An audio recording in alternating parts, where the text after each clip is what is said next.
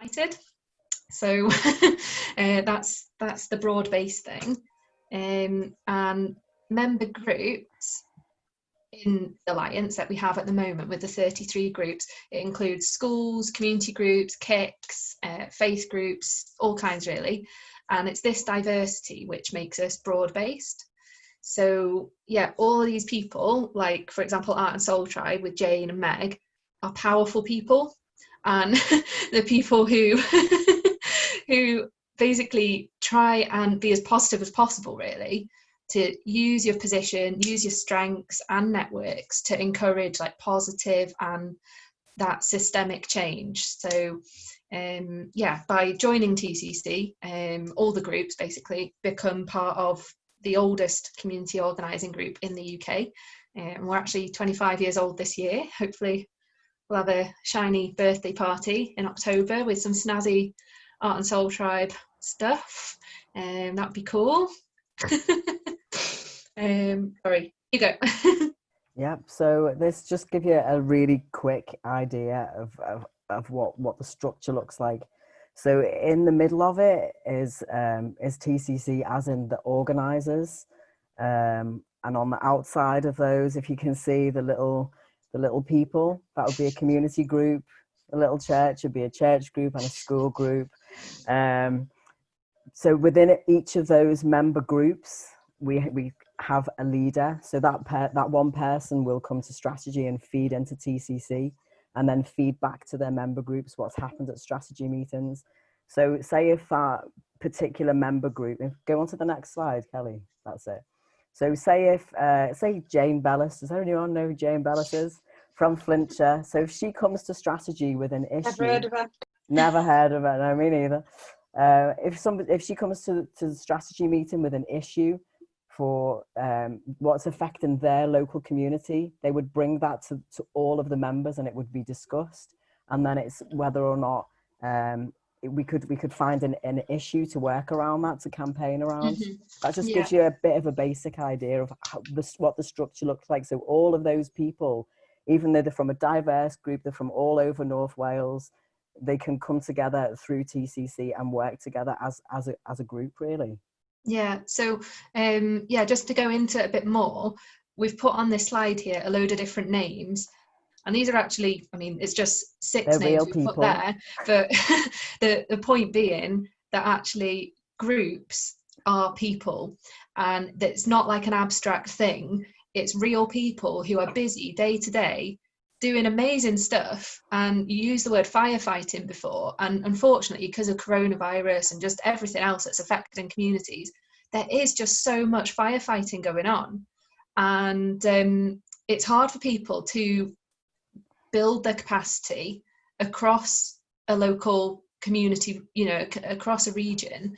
And that's basically what Hugo and I get paid to do, is to try and connect some of those people who are busy doing amazing things with other people also doing amazing things, so that hopefully we can actually build that power across the community and level it up to make that more systemic change kind of longer term.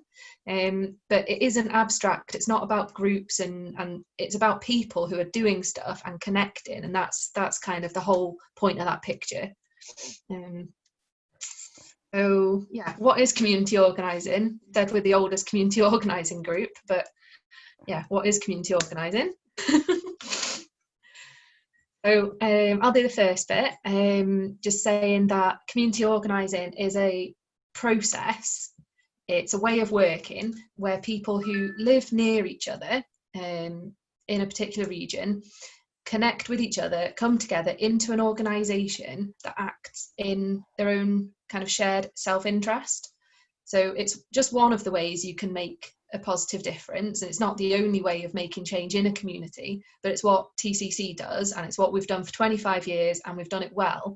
And the important thing here is that organising is more than just like connecting people to solve a problem. Yes, it does that, but it's actually about developing local leaders who are capable of changing their own communities for the better.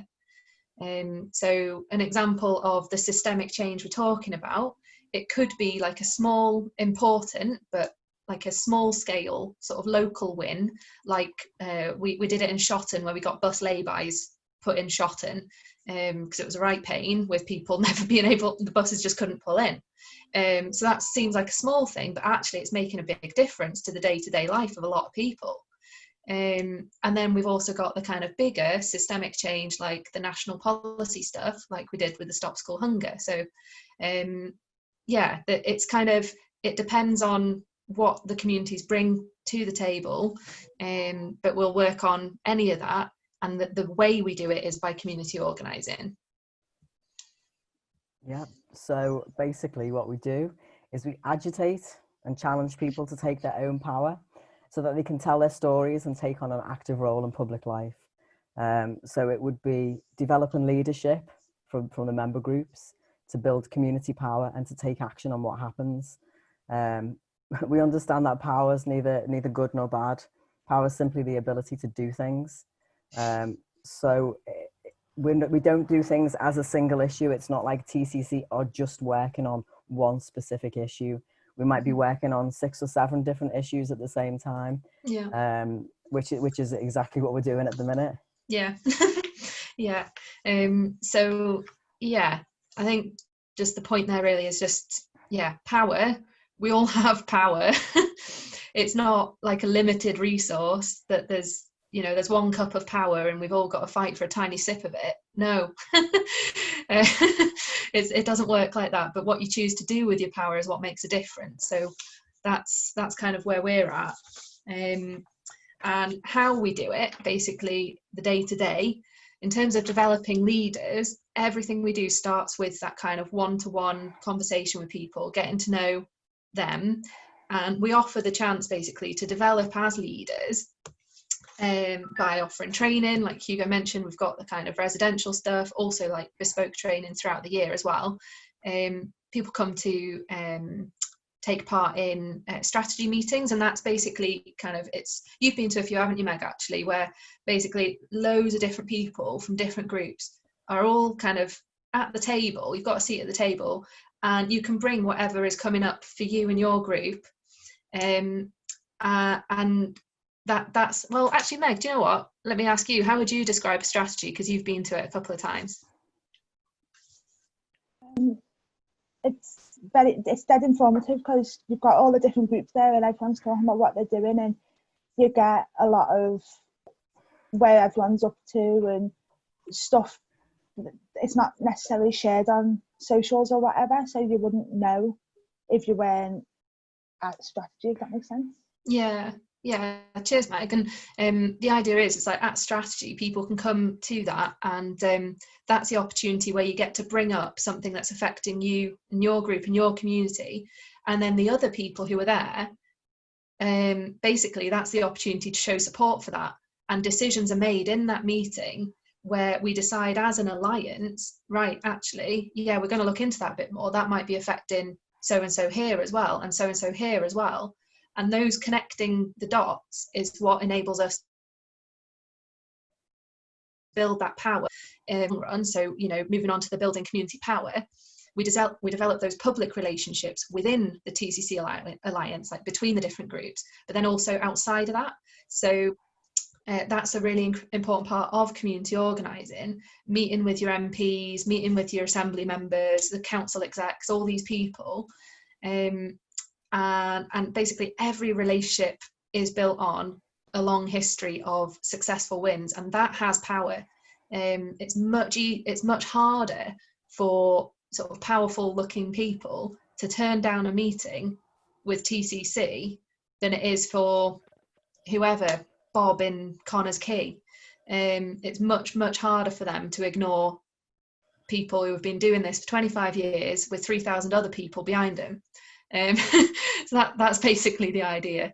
And then because of that, we get to take action on what matters. So running campaigns that ask specific asks from the right people who have the power to actually make the decision that we need them to make. So it starts with developing leadership, building that power, and taking action. Okay, so what are some of the wins? Oh, what quite are they? a lot. Yeah. Just some. So there's just a few examples of the Muslim Association in Wrexham. There was nowhere for them to worship, and they kept going and asking, could we have somewhere? And they kept getting turned away.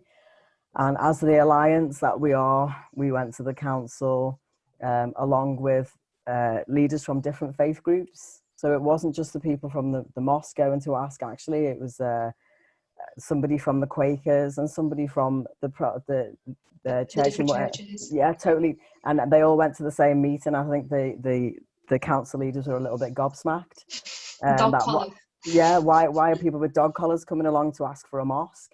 And basically they got one. The Wrexham Night Shelter, again, there's quite a big homeless issue in Wrexham, and we got a night shelter. The shot and lay-by, obviously, what Kelly was talking about before, the bus lane, the living wage. So we've had quite a lot of little wins, as well as quite a lot of governmental complete change of policy. So that's just an example of a couple. There's quite a lot on the website if you want to go and have a look. Yeah. So what does being a member involve? Well, firstly, an institution or an organisation group can be part of TCC by joining as a member group, and all member groups get access to all the training and all of this. And as we said, that training is designed to kind of bring out the power we each have and kind of basically support people to have the working knowledge that you need to actually influence the right people on a big level. So there's a lot going on there, but essentially the training is what helps us kind of tap into that power and level up what people are already doing. And kind of one thing to say is like what Hugo said before, we have a staff team, and that's quite important for members to know that when you do join up as a member group, nobody's expected to like know everything or expected to have the time to run a campaign single-handedly, and that's not what we're about anyway.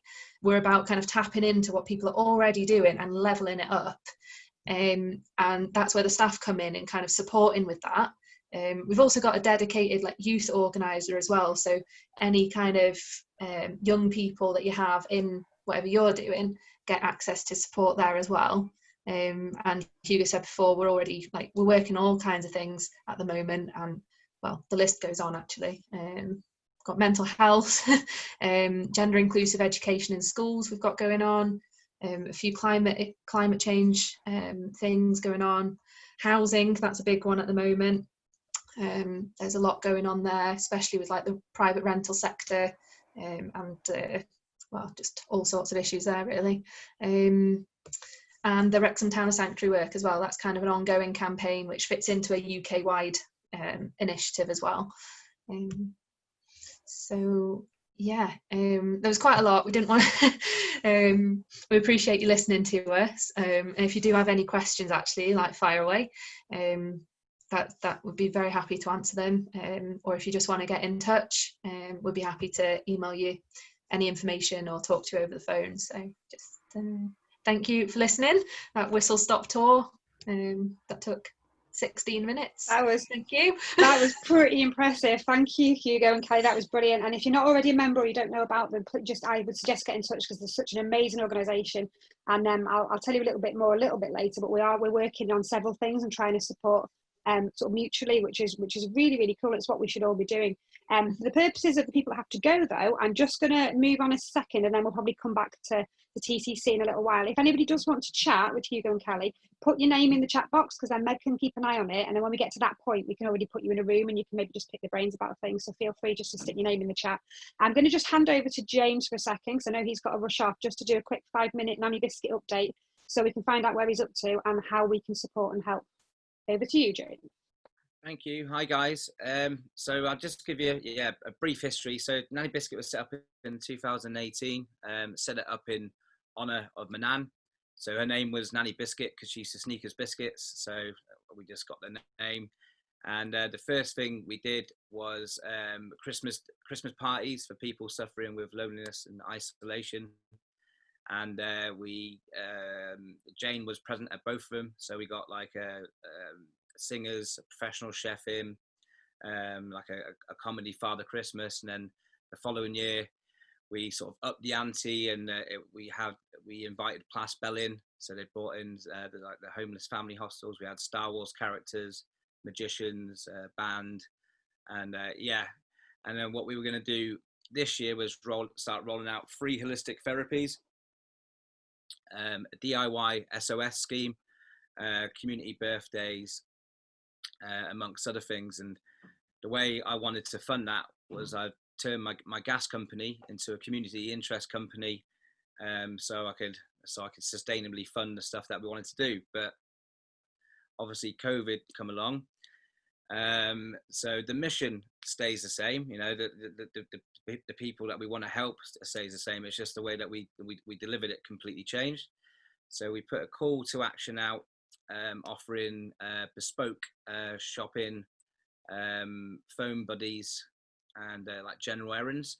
But we quickly become aware that people started to give us sort of unrealistic shopping requests, like bath bombs and saffron, as if they were on Come Dine With Me. So we had to change the way that we delivered it, because our volunteers were spending far too much time in supermarkets, and unfortunately we can't control the environment, and people were picking stuff up, putting it back. So we commandeered the local community centre, procured some freezers and shelving, and made our own supermarket, if you like, where we can completely control the environment. We quarantine the stuff that comes in. People wear masks and gloves inside. A lot of volunteers come in, and we created a digital infrastructure where we're all able to communicate as a group. Created a phone call center that has a script with safeguarding and signposting on it. We collaborated with Jane and FLVC. FLVC provide a safeguard training for all of our volunteers that come in. And any member that joins us is that has contact with anyone classed as vulnerable is DBS checked. So then we provide emergency shopping. We also, if we get referrals from the likes of FLVC and housing associations, we provide free emergency food care packs. And then what we started to notice was that as it progressed, a lot more shops started to offer a better shopping service than what we've got. And we don't want to be in competition with local supermarkets or local shops, because they're making the money. We're not making money from it. So we started to adapt the way that we provide our service. So with the funding that we've got, that we have to give out as free food, rather than just give it out in whole, just lots of free food for people that are on benefits, we noticed that obviously families that weren't in the financial vulnerability, they were entering it. So what we've done is we made a collaboration with Tesco's, where we put an order in, and we've got this kids pack that's worth £25. We hand the order into Tesco, they give us it at the back door, and then we subsidise the packs by £8, so they get their shopping for £16.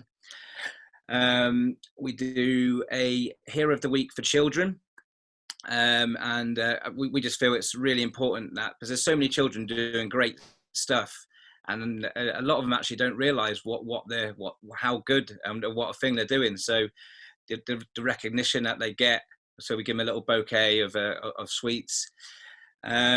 We did a collaboration with Money Supermarket, so they cook at the moment it's around 600 meals a week, which we then deliver to other food organisations in Real, Plas Bell, with some homeless shelters in Wrexham, Tea Pub in Wrexham, and a few more. So we deliver them every single day. So there, and we've also got like a phone buddy service as well. So if people are feeling lonely, they ring in and they get allocated a phone buddy, and they ring them on a weekly basis, just checking in. And if any safeguarding issues are needed, that they then deal with that appropriately. And then so there's functional stuff. And we also like to do like feel good stuff as well. So we started to speak to care homes and get the birthdays of the residents.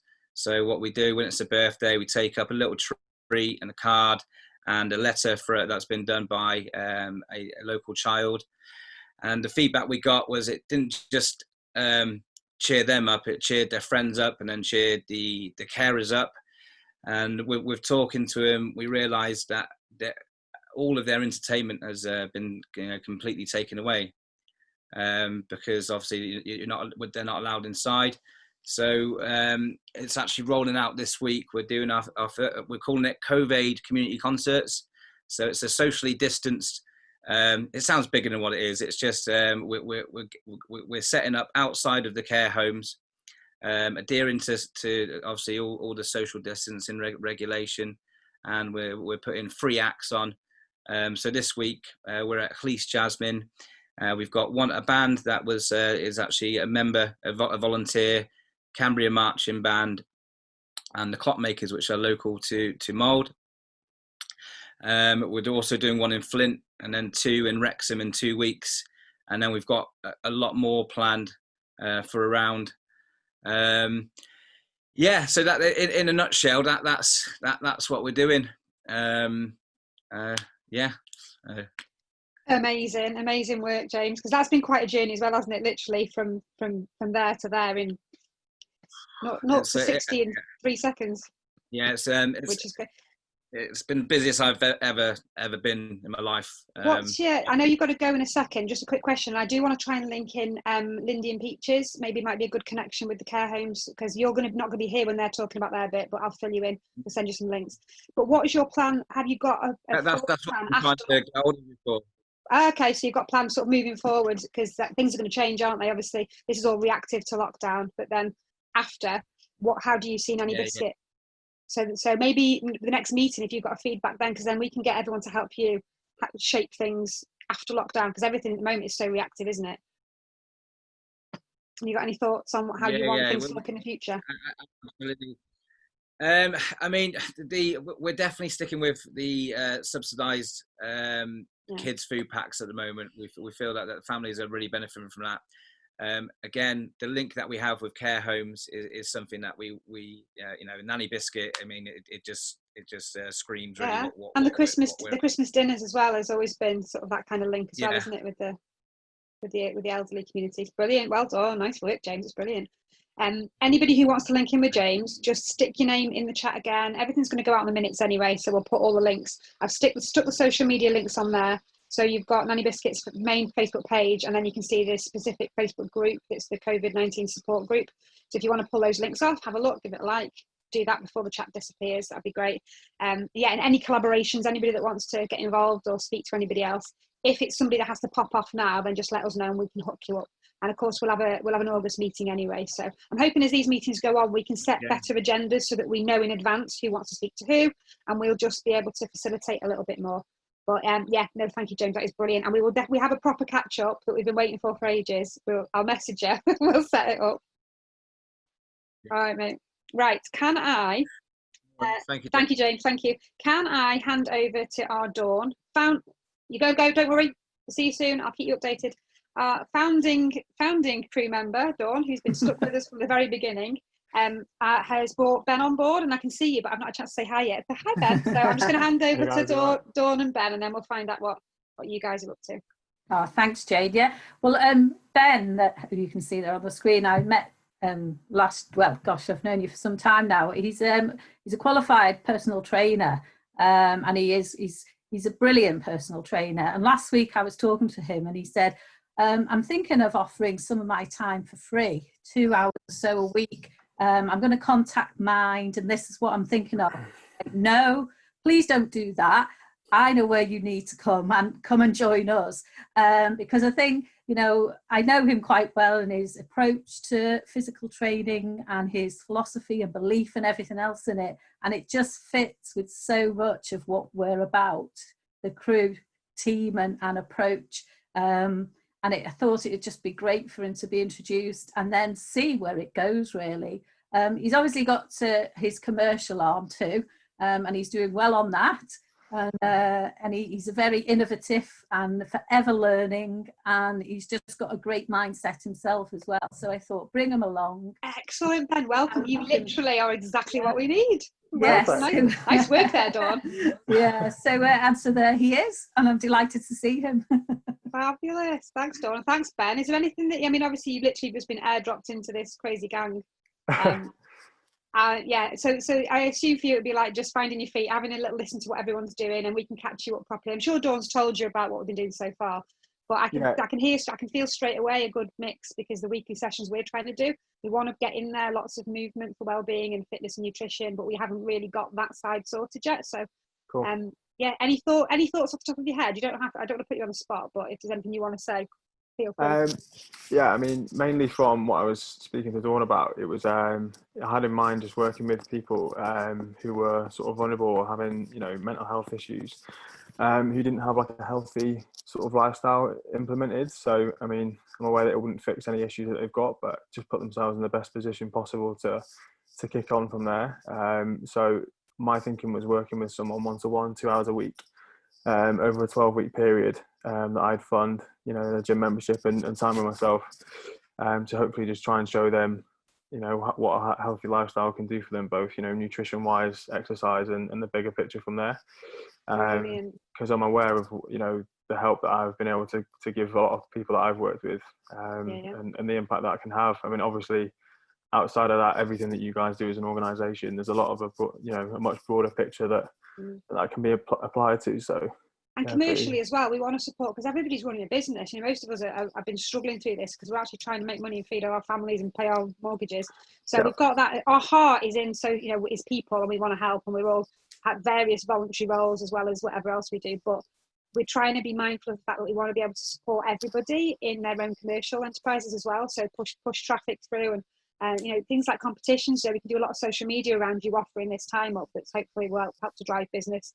For everything else. But we had the chat actually, Meg, were you on the Black Dog Project? So on a Monday at 2:00 we have our Black Dog Project session for depression and anxiety, and we have a lot of men joining that.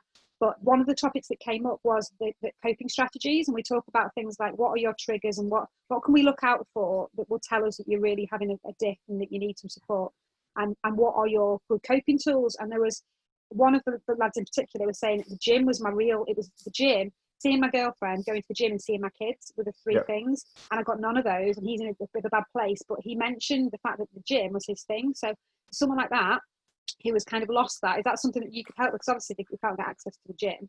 Yeah, 100%. Yeah, I mean, I'm doing a lot of mobile stuff at the minute, so traveling around to people and sort of here, there, and everywhere, really. Garden training. Yeah, for sure. It's brilliant. It's really cool. A little bit late shift.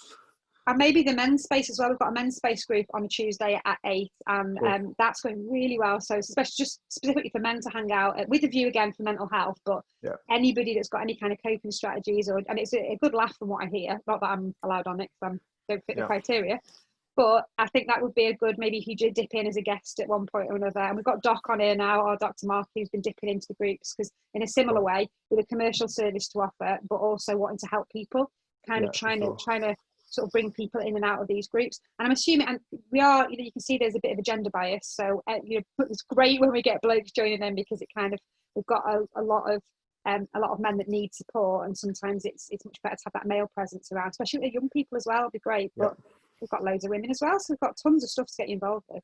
Yeah, cool. I thought, you know, it might, you know, got no idea on specifics, but it may be, you know, a good little follow on for different programs you guys run anyway. You know, if you just get people to a certain stage and then maybe they need a little bit of structure, you know, I know what value even just 2 hours a week can do for people, or to help them at some point. So brilliant. It might be good if we could do it might be good actually with if you caught it at the beginning, the courses we've got, if we could get you, even if you've got videos already, just do a little intro to fitness and nutrition, and we can put that on there as like just to encourage people to have a look, little video and a little PDF that we could put together with some tips and ideas, and we could put that as a little sort of intro thing, something like that. We can discuss that though, but that is brilliant. I'm dead happy. Thank you, Dawn. Thank you, Ben. That's brilliant. My pleasure. Right, I am going to introduce. And normally I'm introducing like in big, spectacular, dazzling glitter and fire these two, but not now. This is in strictly corporate situation. So Lindy and Peaches, aka Kirai, are going to just tell you a little bit about what they've been doing. Lindy, if you can mention quickly Naughty Nanas as well, just in case we have anyone on there with housing, and then tell us about disabilities, that would be brilliant. I'll just let you crack on between you. I'm going to mute. Cool. So I'm one of the directors at Art&Soul. I've been working with Jane for 5 years when I came on as a fashion designer. So I do a lot of the crafting-y, sewing-y bits and bobs videos that are on our Soul School. Because of that woman, the Bellis woman, she pushed me on stage with a pair of pasties and go do burlesque. So I did, and accidentally got an international career out of it. Which I take full credit for that, by the way. She does. She's like a proud mom. She's like, look at my boobies. Sorry, corporate. Yeah, serious. So I, as well as doing Art&Soul stuff, I've also had a burlesque and cabaret career out of it. From that, I'm now with Little Peaches doing disabilities, and she'll talk to you about disabilities in a moment. One of the things that Jane has been wanting me to do for a while was do burlesque classes. And I was like, no, let's do something just with the nanas. And I jokingly said, let's do Naughty Nanas. We kind of just, we kind of put it onto the thing, not really realizing, and the lottery were like, this is great, let's do Naughty Nanas. So the idea is we're going to teach our lovely Naughty Nanas and groovy granddads a little bit of self-confidence, getting some gentle movement going with a flavouring of cabaret and burlesque. We're not going to suddenly ask a load of pensioners to start stripping, but just maybe like doing some movements. The hope is that we can get either via Zoom during the crisis into some care homes. Potentially Mark's left now. Is it Mark? I'm terrible with names. So I might be able to link in with him with some entertainment-y stuff for the care homes. Yeah, so that's the Naughty Nanas. We're going to go into care homes and do some stuff either by Zoom, and then hopefully once this is all over and safe, maybe in physical persons, on do some group sessions. Disabilities is my partner in crime, Little Peaches, and she's going to tell you about disabilities. Hiya. So basically disabilities were started last year, and it came from an idea of I wanted to create a performance space that was accessible for people with all abilities. So I wanted it to be wheelchair accessible. Oh gosh, that's just I'm just looking at a picture of myself. So I wanted it to be wheelchair accessible. I wanted it to be accessible for people with hearing impairments and visual impairments, etc. So basically last November, I put on a show. Every act in the show had a disability, be it visible or not. Our venue was wheelchair accessible. It had a hoist. We had a British Sign Language interpreter. Unfortunately, this time we weren't able to do audio description, but that's our goal for the next one. And we had a safe space, a quiet area for people with anxiety in case it became too overwhelming.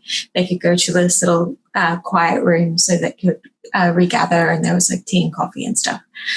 So we tried to cover as many bases as possible to make everybody comfortable for both the acts and the audience. So it was a big success. It sold out a week in advance, and the show was just so much fun, and it was lovely, and we got really great feedback. So we were due to do one this year, but because of COVID, it was going to be delayed and such. And then Lindsay had this bright idea to do it online. And basically 3 weeks later, we did the show. It was mad, but we did it over Zoom. And again, every artist had a disability. It meant that they could perform from home. So it eliminated some barriers when it came to coming to venues. So that's going to add an extra element to our shows, because we're going to be able to stream it for people, as well as doing it in a live venue, but stream it live so people can buy a video to watch it from home, and we can stream acts up on a big screen, so acts that can't get to the venue are still able to perform and have that platform. So via Zoom we struggled with subtitles, but we're working on that. So we're working on a way to have subtitles. Basically, we cut and pasted into the chat so people could read the lyrics of the song or see the script of the comedians and such. Audio description. Next time our goal is to do a separate file. So basically we're going to describe the acts, what they're wearing, how they're dancing, etc. So people with visual impairments can listen to that track whilst the music is in the background, so they can hear, so everything's, people can hear it. People without hearing impairments can see, etc. Visual, and then they can listen to what's going on stage and what people look like. So the goal is to do another show ASAP. We're going to get acts in. The Zoom one, we had acts from 5 different countries. So it's basically searching for as many acts as possible that struggle to get gigs because of the barriers of venues, etc., not being accessible. It also means that we have a platform to shout about trying to make venues accessible and trying to get producers to find these accessible venues, because the more producers that are saying, no, I'm not going to use your venue because it's not accessible, the more times these venues it'll start to sink in that they need to make these little changes, because a lot of them are little changes that are going to make these venues open to a whole new demographic that they wouldn't have had before. So that's the goal for disabilities. On top of that, we have a disabilities community online. So we've just started. It's a Facebook group, and basically you can join the community, and it's just a matter of people just have little chats, and we post little positive things. We do like a weekly, how's everybody doing this week? And we're doing a group chat. So yesterday we had a beautiful online chats, and I think we had about 10 people in the end coming and going, and it was supposed to be an hour, and it ended up going for 3.5 hours because everybody was just enjoying talking to each other so much, and everybody could relate. And there were certain things that people talked about their experiences with accessibility when it came to shows, but also when it came to general life in life in general. So the community is for everybody that identifies as having a disability, be that diagnosed or not, or someone that identifies as a spoonie. I'm going to put a link to what a spoonie means in the chat, because it's actually really helpful for people in general. Yeah, so the goal is to build that community, hopefully get a grant, so that in the end we're going to be able to offer people with disabilities that can't make the live show in person, offer them a ticket to watch it online. Because if we can get it funded, then we're not going to rely on ticket sales to be able to pay these acts. So it's really important to pay people with disabilities usually a little bit more, because travel is more expensive because you can't just, walk down to the train station. You've got to catch a taxi. A lot of the time they need an assistant. So it means that you're paying for travel for them as well. So the goal is to be able to pay these acts a higher rate than they would get on a normal show, so that they are actually making money in the end. Yeah, so that's what disabilities is. Beside that, we're working on a course called Accessibility 101. So this is going to be like a workshop, online workshop, like one of the courses available on Soul School, that is aimed towards businesses. And so basically we want it to be offered as a training tool, so that businesses know how to make their restaurants, their shops, their offices more accessible. So, little things like you need to have this much of a gap between your rows of your racks of clothing so that people will be able to have a turning circle to get around there. Little things that are going to help people with accessibility needs to be able to access the things that people different ability or more able-bodied, however they identify as, are able to access so easily. So the goal is to get that as the workshop businesses will be able to buy and hopefully will help them to put these things in place. Because honestly, so a lot of it doesn't come from malice or anything that businesses aren't doing this. They're not saying we don't want to help people with disabilities to be able to use our services or work here, etc. It's just because they don't know. They don't know these little things. So if we can create a course that means that they're learning these things, then it's going to open up these more spaces for people with accessibility needs. So that's the goal of Accessibility 101.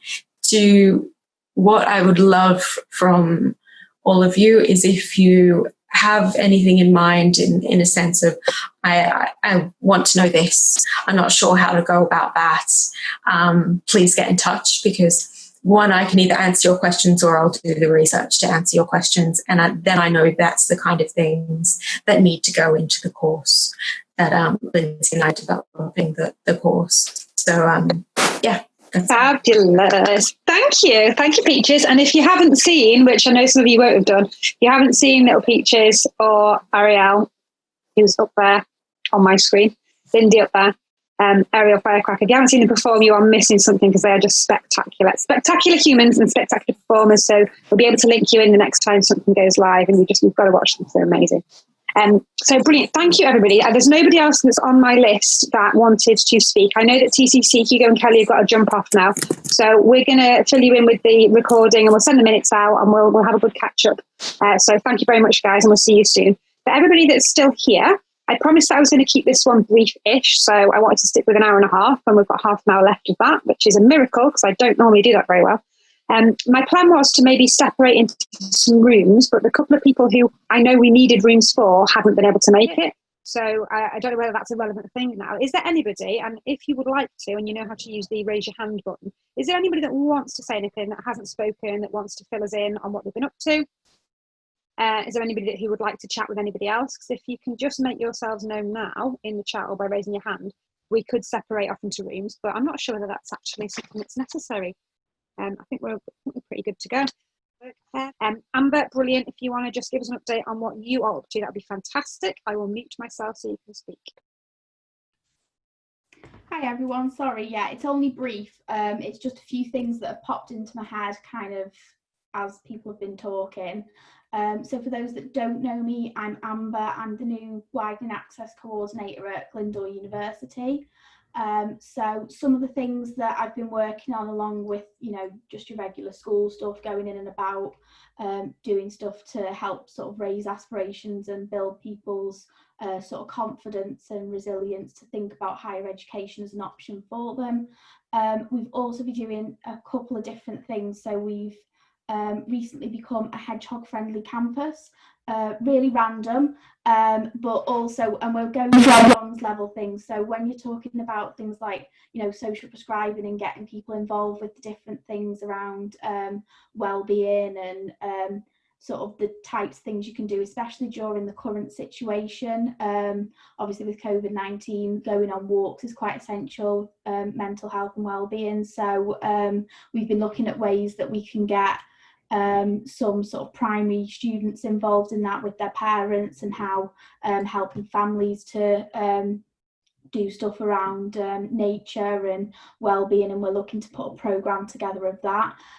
We are working with TCC and with FLVC as well in some of the community stuff that we're doing, and we're happy to get sort of involved as much as possible, as much as anyone will let us really, in any community things that you've got going on. So even if you think it's, you know, oh, well, actually they might have a tutor that might have a bit of expertise on that particular subject, or a student that might volunteer or be working with you in different projects as well.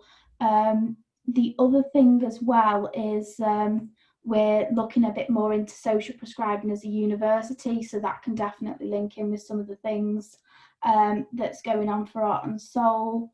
And we have also launched Wellbeing in a Changing World module, which is free for anyone, and basically it was to help people understand the effects that it can have on individuals, on groups, to people's mental health, about the current situation that we're in at the moment, and how isolation can have a massive impact. That was when we launched the course, that filled up really, really quickly. We were quite shocked, so we've launched a couple more, so they will be starting again soon. So I'll keep you informed with that. Other than that, I think that's it, but I just kind of wanted to put those out there at the moment. Brilliant. Amber, I've got a quick question, because I'm working with Chester Uni. I've just got to reply to an email actually about possible internship, because now we've got more structure and we have roles that need filling, particularly for us, things like PR and marketing and some of the stuff that we know we need to do. We need to get that front-facing stuff to get people in, but we're just so busy turning the wheels and trying to do the strategy stuff, but that kind of gets left behind. So we were thinking, because we're still limited on funding, we're relying on grants, whether we could look at uni students and look at internships to fill those roles. If anybody needs to do project work for their uni course, and we're totally virtual now, everything's online, we've got plenty of meetings in the week, loads of projects that we can assign to people, and I don't know whether that's something that would be something that Glyndor does. Yeah, so we get stuff like our accounting students to help with accounting, which is also very expensive, and stuff like that we get them to do. You know, we've had one of our students go to a golf club and explain a bit about how leisure's changing and how they need to change their marketing and PR strategy to align with that. They did a project on that, and because of that research they were able to change the strategy for them, really. So different things like that from a business perspective. I know they do that in their final year project. From likes of, we've got marketing, creative media, I can imagine, for some of the editing stuff. The big one. Definitely. Youth and community. So all of those, they all need placements as well. So, and do you think digital, it would be an option? Because we're like traveling circus, that's what we do, and we like keeping our overheads low, and we like to be able to move around. So we don't have, even when we're not in lockdown, we don't have building, we don't like to have a massive big overhead of a building, an office that keeps us tied in. And now we've worked out how to run a business completely virtually. Is that something that the uni would embrace, do you think? We'd be able to, or would they want placements to have that fixed, I'm going to work 9 to 5 in the 1950s kind of vibe? Definitely not. I think it would have to suit the student. Obviously, that not all students that they need that structure. They need if they have lectures on a daily basis or checking with their they will have a meltdown. So obviously they identified those students from their courses, but the ones that obviously don't need that structure and do like to be flexible, especially the middle students as well, that need stuff in around their home life, that would be a big benefit for them. Might be good having a chat then. If you can link me with the right people, maybe we can have a call just on our own, just work out, and you just get your brain on thinking of anything that you think would fit with our organisation, like you said before about this education and PR, and we'll have a think, and then if we sort of get our heads together, because we can offer those placements and we desperately need the help and the resources to be able to help the community groups. So that would be really cool. Fantastic. Right, Louise, I'm going to mute again. If Louise, are you sick of the sight of me this week? It's the second time I've seen you this week. Louise is going to jump on just to say a little bit about what they do at TLC. So we're based in the Welcome Centre, but we're usually a physical building, but obviously we've had to change everything over into remote working as well. So we're a charity for people with disabilities, but also for carers, parent and carers. And what we do is fight for children's special educational needs. So when they go to school and kids are struggling, we're the ones that come in and do the sort of the case management for them to make sure, because the processes of children getting what they need, not what they want or think they want, but what they need to succeed in education and to have the aspirations like everybody else. Parents aren't provided with the handbook when they're born. So they're generally good at being parents, but they're not generally good at navigating the local authority systems. In fact, the local authority aren't very good at navigating their own systems. So trying to get through them is just a nightmare. On top of that, many local authorities don't operate within the law. So they make their own little laws up. They make their own little bylaws, and then they start believing them. So what we do is we operate under the law, and we take parents, we case manage them right the way up, if needed, to tribunal, and we represent them at tribunal with a 100% record of winning at tribunal, because we would never bring the family through to tribunal and all that stress without the win at the end. Any parents that we don't take through to tribunal, we work with them to make sure that we get them still the support. But if they haven't got enough evidence or whatever, then we can work with them to make sure we gather that evidence for them so that it's in a constructive way. So we go to school meetings, all virtually now.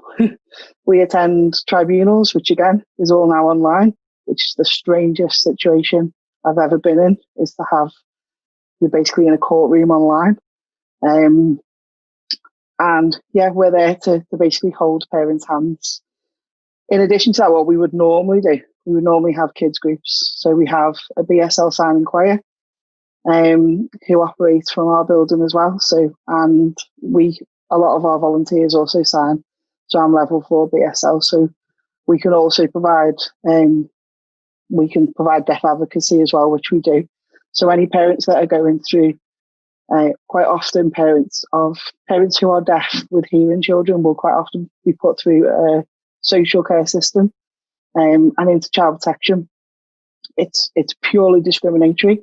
So it's not because they can't parent, but it's because they can't communicate to officials.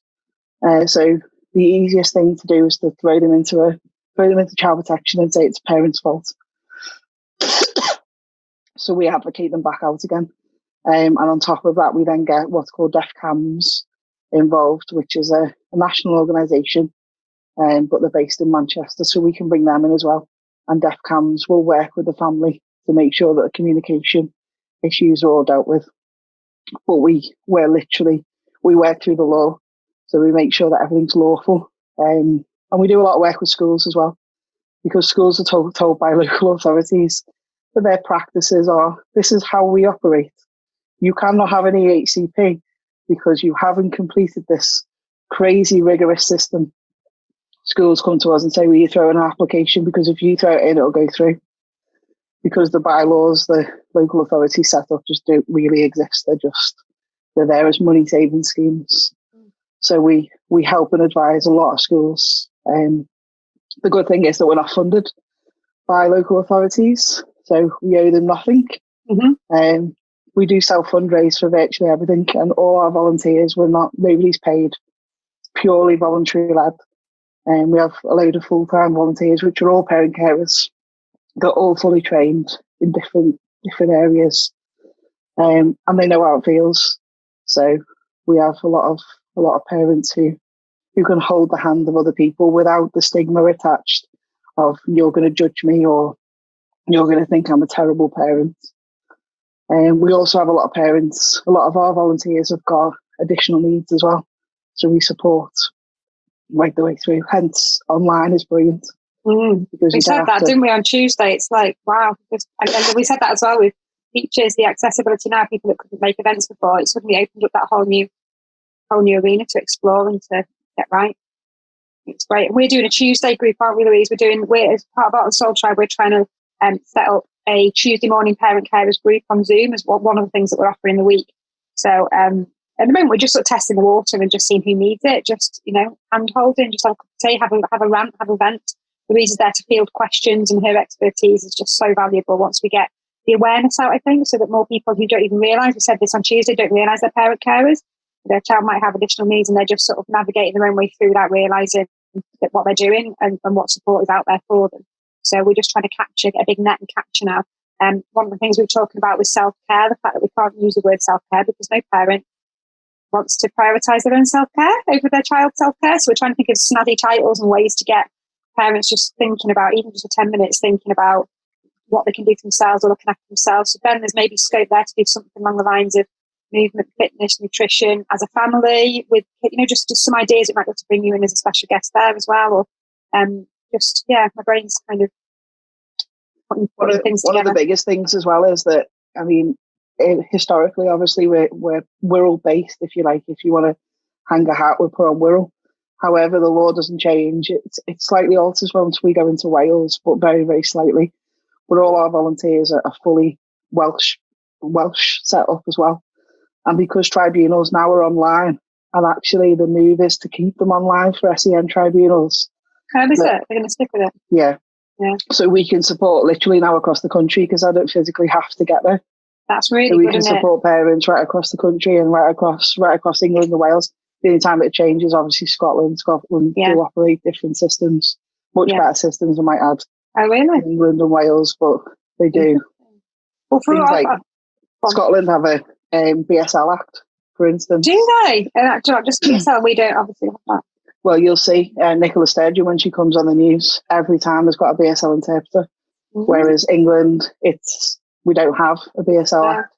It's recognised as a language, as an English language, but it's not recognised enough to ensure that everything is accessible. Maybe that's something we can get TCC onto. Maybe that's a campaign in the future that we can link in with disabilities and accessibility 101 and link in that kind of, because what they tend to do, TCC, if it's something very specific that has an answer at the end of it, not just a general whinge. So sometimes you get to communities and people just need to offload, don't they? But there has to be something tangible at the end. If we can say, this is what is missing, this is what we expect, this is what we want changing, so then TCC are great with that.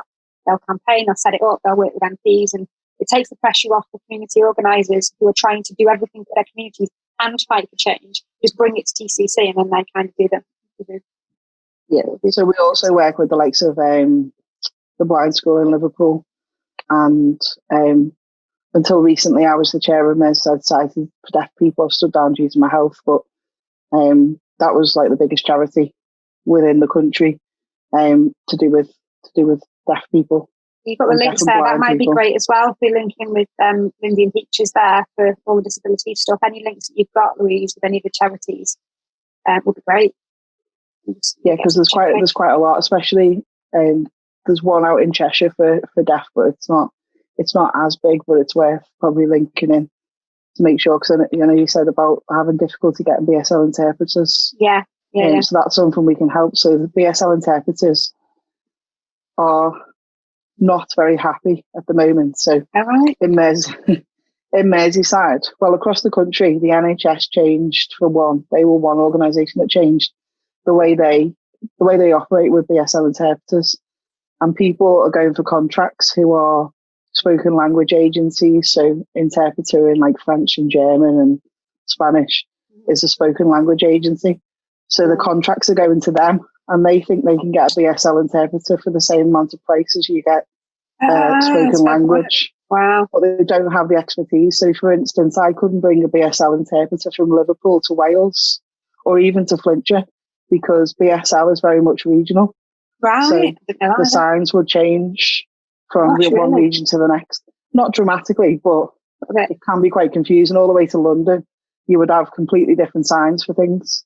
So you can help me with that. We need to be aware of that. We've got a small pot of funding to do a short course, some kind of introduction to sign language that we can put on Soul School, very basic version. So I was talking to Ben the other day about what do we want? Do we want Makaton or BSL? And I thought, well, BSL, I think. That's what I would have gone with.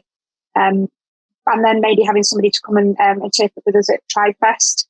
But then with you saying that, we need to make sure we get the right person, don't we? The right region. Yeah, so we do have a lot of like very, very skilled interpreters who will know the cross region interpretation, but it can cause confusion. So in London, for instance, if I said I was doing that, it's toilet in London, whereas it's very close to go in the park in Merseyside. You could have a real difficult conversation, couldn't you then?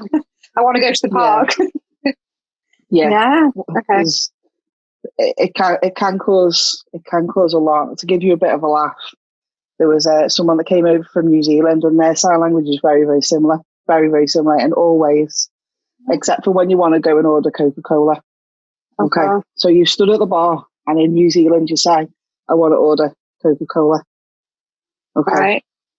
Now in the UK, that does not mean Coca-Cola. Do we want to know what it means? Well, you would be suggesting that maybe you want to take them home with you. Yeah, I kind of was guessing that may be what it meant. Wow, so somebody actually ordered that at the bar, did they? Yeah, so the barman wasn't best pleased when you can imagine that he was married. But so that's how the confusion. So if you can imagine, you've got someone stood on a stage giving a full interpretation, and it means something very different to the cohort of people that are watching. It could be quite interesting. It could be, couldn't it? And there's going to have to be someone really supersonic if they've got to interpret what I'm saying on the stage. I'm trying to train myself in slowing down. That's going to be an interesting experiment. But that's brilliant, Louise. That is really, there's so much we can do. There's so many links as well. We've been trying to do this for a while, and because we've got the whole Mersey Alliance, it's always been, for me, in my head, we need to wait until we physically get together to have meetings, and that's always been difficult, hasn't it? Navigating Liverpool, Merseyside, Chester, Wales. So I realised that we actually have technology and we can do that. So that's one thing ticked off the list. It doesn't really stop us. Same with events. We've got that new sort of new world open to us, making our events accessible. Even when we get back out, we can still live stream things. We can get big screens up everywhere. We're going to work through all of these things and make sure we get information from other charities and from the public. Like he just said before, just throw some questions so that we know what to do, and so the girls can work on what's needed. So it's all really exciting times. There's lots of things to do and lots of collaborations. For us, when we first started up with Crew, the main thing was about education. And not in terms of, not necessarily just schools. Dawn will sort of back me up on this. It was just all the problems and all the things that seemed to have been broken, all the systems that were breaking down. All roads led back to the same thing in education. And whether it's education in your sense, Louise, about additional learning needs and how to navigate the system, or whether it's education about how to make your premises more accessible, whether it's education. The meets that I work with, young people that are considered really naughty when we all know they're not, just they're being let down by the system. To parent craft, to education around you managing your own emotions and your own mental health. It all seemed to, everything that we did and all the problems that we tried to solve through our shows, when we broke them down, every single thing came back to education, hence Soul School. So we thought we can tackle that by creating a space where we can provide life skills and some kind of education and support it with some cool events and some of the fun stuff. So we're starting our podcast as well this week. So also Louise let me borrow her child as well. So I have kind of, he's on secondment, isn't he? He comes over and I've literally got another son because Ben comes and does all our tech stuff and he's just a technical wizard. So yeah, it's have great. Have you seen his podcast? Have you seen his setup? He sent me the video before. So Thursday's going to be great. But Lindy and Meg, when we do this podcast tomorrow, we still haven't got a subject to cover. So we just don't want to spend an hour chatting shit like we do everywhere else. We need to think of how we can make an engaging podcast. So that's Ben's homework at the moment. I said, right, it looks brilliant. Now we have to think of something to talk about that's going to interest people. So yeah, that's launched tomorrow. So we've got that as our visibility goes, we're going to have music spaces and we're putting bands together and trying to do all the sort of social media stuff to get some engagement. Lindy, did you have your hand up? Yeah.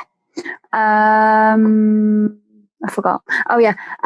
Me and Pete just were talking before because we're gonna do we're gonna sort of do an offshoot podcast one. We're gonna link. We already knew that we're gonna link them two together anyway at some point, and that one's gonna be very much sort of promoting the disabilities and finding out what people want to learn about, and we can expand upon. But we had the idea before because we're gonna do our first one. We're gonna have guest performers coming in and talking about their disabilities and their experiences of working on the stage and dealing with the application process and how very, very simple things that can be changed can make things a lot more inviting and a lot more engaging and less scary for a disabled performer or a performer with disabilities, I should say.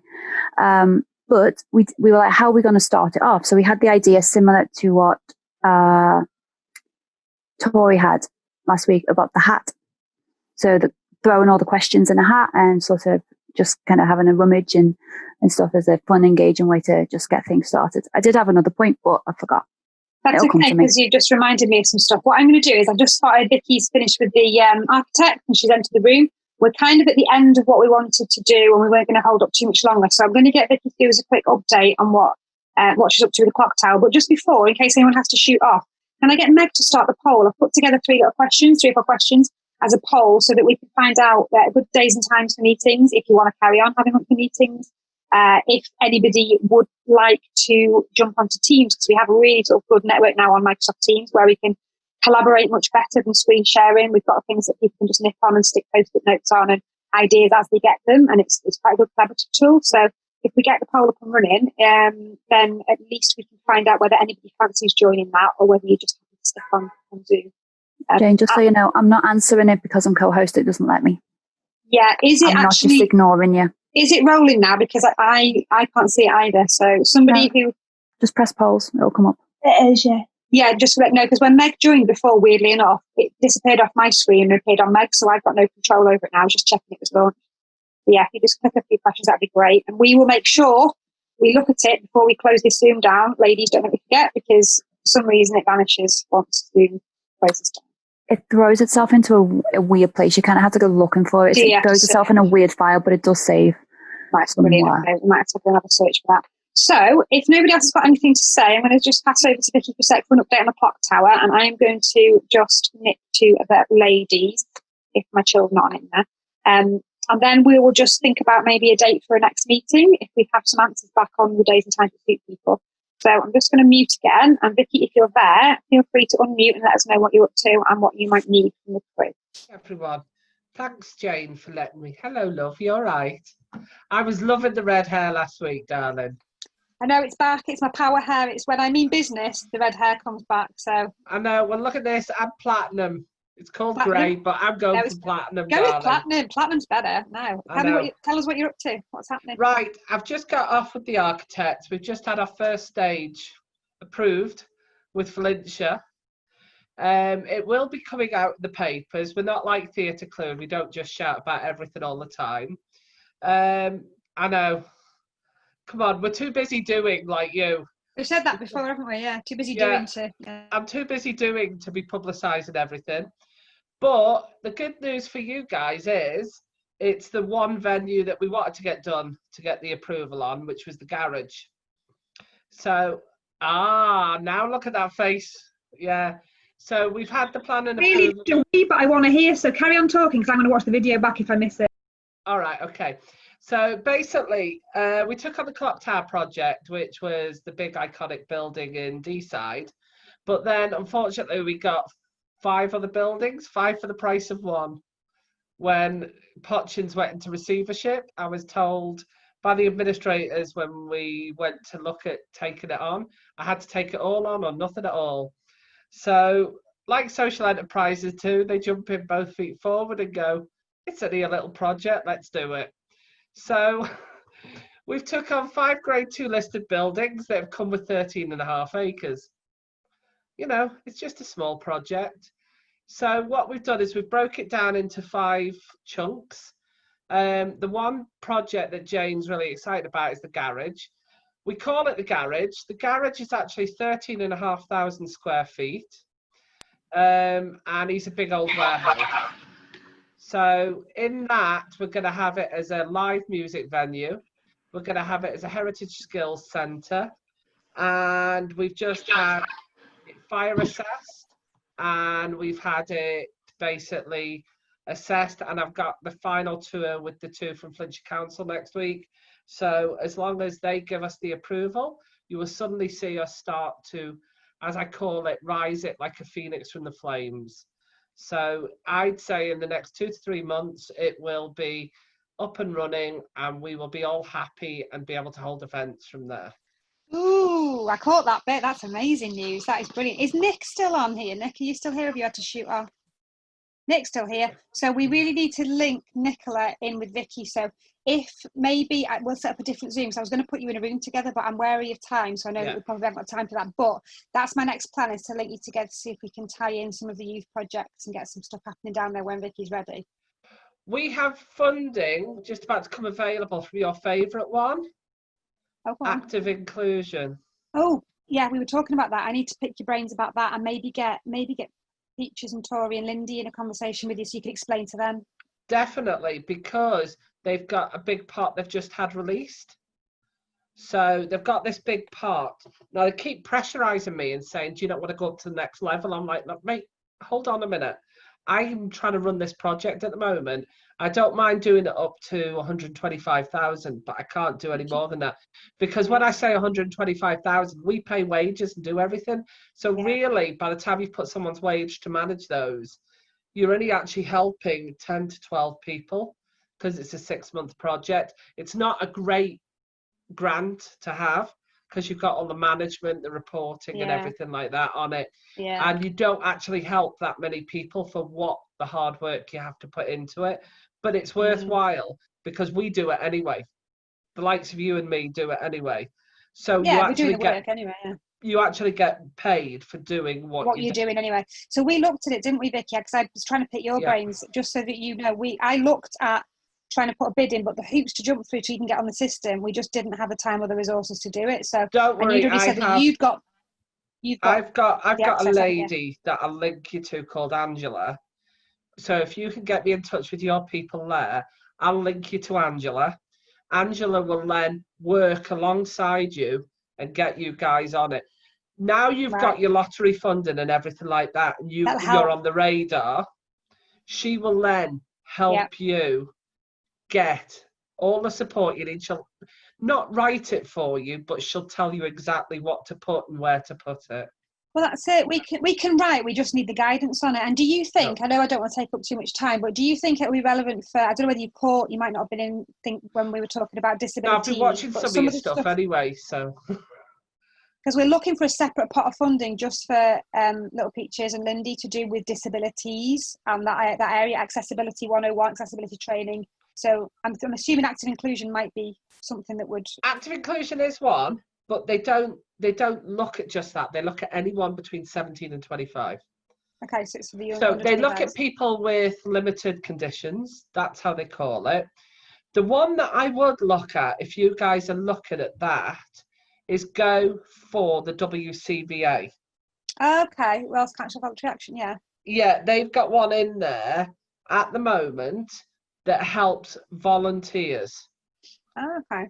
And it's you don't just have to be a volunteer, but it will help you fund some of the people that you want to skill and want to support. And okay, well, that volunteer one is better because if you can target it towards, and if it's a project, the other one is Esme Fairbairn. We tried Esme, in the very first year and got knocked back, but we didn't have anything. We were just starting out. No, so we might go with that that's again. what I'm saying. Yeah. You've now got on the ladder of being, you've got a bit of lottery, you've got a bit of this. You're starting to show your due diligence behind you. Yeah. Now, and there's another one, Paul Hamlin. They're the two, if you're going for specific ones, when you're working with people with disabilities or life-limiting conditions, then they're the two that really love working with people. Right, that's what we need then. Because we need to build in salaries and things like that. That's what the ones that you put it with. Those are the two. Brilliant. And have you guys done anything? Because I know you were doing a bit with feeding people and helping some that were a bit homeless. Yeah. Then you've got the Trussell Trust. Okay, and is that for homeless communities? Because we kind of go in circles. We'll have a focus group for a while, like you did, and then we'll move on to a different focus. And we haven't done a homeless project for a while, but I know TCC and Wrexham have got their campaign, and Liverpool, we were working for a little while with doing care packs in Liverpool, but it's something that we want to pick back up again for sure. No, I know, because they all link in together, believe it or not. It's when you start on one, you suddenly find another group and another group and that links with alcohol, drug and substance misuse. That links in with all. It's just all links in, doesn't it?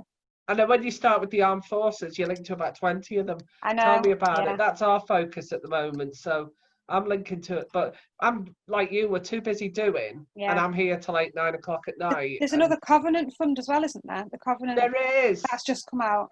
There is. I don't know whether we have the capacity to take on veterans again as a specific. Now we've got all these other groups lined up. I don't know. If you've got other groups, the Covenant don't usually like that. They want it specific, don't they? And I don't know whether we could.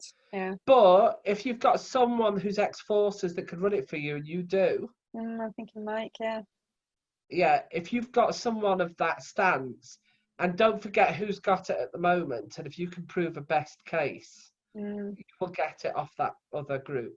Oh, I don't know who's got it at the moment. You have to tell me. Yes, you do. Yeah, do I? You did the training for them. Oh, yes, I do. Yes, I do. Yes, I absolutely do. Yeah. Okay. Yeah. No, I want that then. just to come in a little bit on that as well. Yeah. So there's quite a gap between ex-forces men and ex-forces women. Yeah, Oh, there yeah. isn't there? 'Cause you, So I'm ex-forces, but I was there's going to say nothing you are, for aren't you? ex-forces women. So when I go to all these veteran organisations, you're full of army men.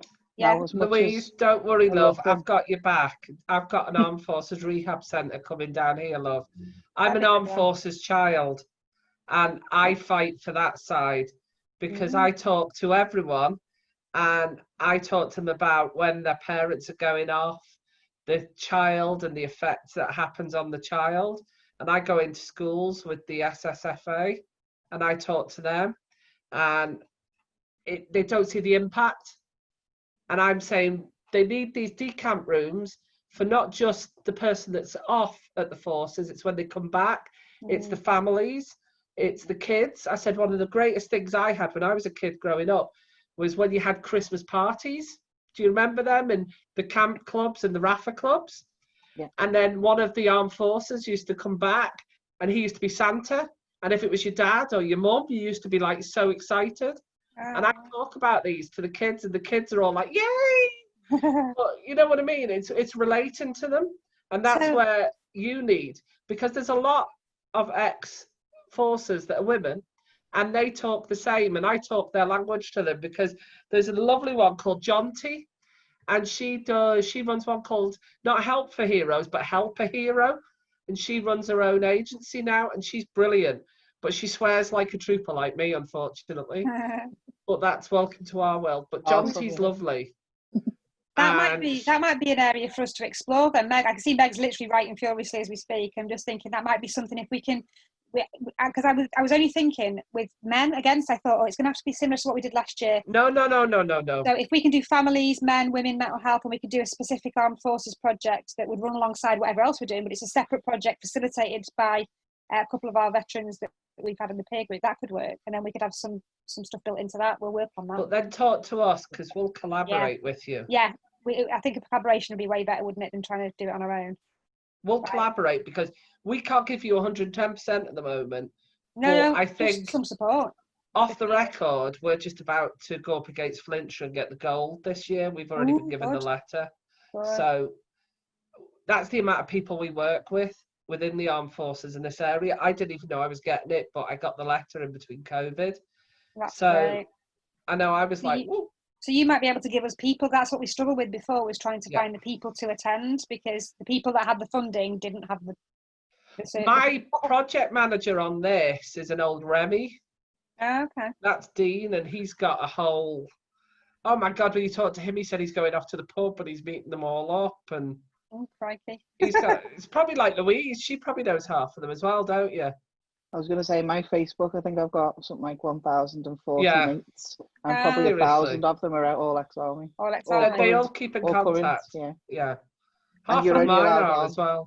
Well, I know Mark's on the forces sites, on the social network sites. If you yeah. your worth, well, that's it. They wouldn't let me. I couldn't get on when I was trying to promote for some of them. I've got some contacts now. They let me on a couple of things, but when I was trying to help and support veterans, it was like, no, if you can't get on any of these, just give us the stuff and we'll promote it, which is brilliant. I love that. But I think maybe we've got Ronnie that'll do some stuff for those. We've got Mikey and Jay, and we've got Doc, who's he had to nip off before, but Dr. Mark, who's a founding member of crew. He will. He's ex-forces as well, and I think he'd be keen on doing the mental health support with that, because he deals with PTSD and all sorts of different things. So it's got room for growth back. Well, because we're just trying to find pockets of funding that we can support our team with. Really, it's all about core funding, really, to get salaries paid. So if we can get these little pots in place, that'd be perfect. Right, so we've got the poll done. Meg, is there anything specific that's come out of that? Could you see any results? Does anybody particularly want days, nights, evenings, weekends? Because I'm going to try and set a little set a date before we go, and then I'll get on with getting the video, because we get the video out if anybody missed anything, and then we'll get some good minutes together as well. It didn't actually work for me. I filled it out and pressed submit, and it wouldn't submit. Did it not like it? Oh, Meg, have you got? Is there any results come through? When I got the results, it said all 8 people had everyone in the. So I think the results have came through pictures, because I think it said all 8 participants had filled it out. Yeah, and there was 8 by the time. Yeah. It says. 1 second. I've taken it off and put it on a Word doc, so you won't. Oh, good idea. I lost the last one because I shut the meeting down and tried to find it and couldn't find it. It is monthly. Yeah. Early afternoon or weekday evening. Yeah. Well, for me, early afternoon's always really good because I'm trying to keep my evenings for family time, but it keeps getting swallowed up. And it was just, I think there was just 1 or 2 people that needed a 4:30, but they've not been able to make it anyway. So I think if everyone's happy to try for an early afternoon weekday for the August one and just see what attendance we get, because obviously we've had quite good attendance for this one at the beginning. First hour, we've had 16, which is our record. So if I can propose a date and you just raise your hand if it doesn't work, at least we'll have something then in the diary ready. August, let's have a look. What about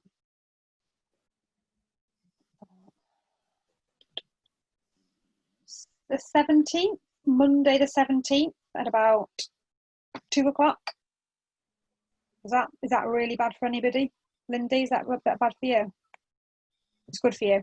We've got our strategy meeting in the morning, so 2 o'clock on a Monday. We'll do it for now and I'll put it out in the email, and if anybody comes back it doesn't work, I might have to bounce around a little bit. So let's go with that one. We'll try that one. And that would be brilliant. Then I might get my evenings back a little bit. Right, so and that's it. There's nothing else that I was going to ask other than, and I'm sure that the answer would have been on there if anybody does want to link in with Teams. I know some of you are already on there on the crew channel on Teams. I know Mark is, I know Dawn is. Everyone said Teams. Right, okay. Everyone uses Teams. One person would use Teams but doesn't use it. Brilliant. So we'll put that in the email. If anybody's on Teams, we'll just be asking for your email address and then we'll literally link you to the channel because it's just an easier way to collaborate.